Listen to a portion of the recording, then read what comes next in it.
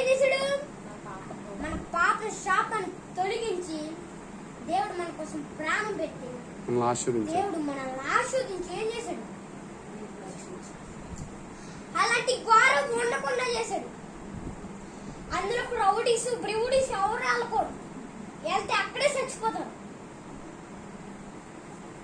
ఒకవేళ సంఘస్థులు కూడా వెళ్ళకూడదు అందులో. మీరే వెళ్ళాయి, పిల్లలు కూడా వెళ్ళకూడదు అందులో. పిల్లలు వెళ్ళినా చచ్చిపోతారు. ఒకవేళ నేనైనా చచ్చిపోతాను. అలా ఉంటుంది. అది అంత ఘోరంగా ఉంటుంది. అలాంటిది లేకుండా చేశాడు దేవుడు.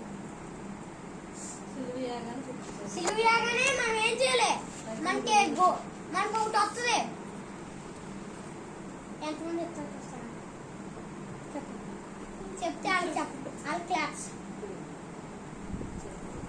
చెప్పండి, అర్థం వాక్యం కూడా వస్తుంది.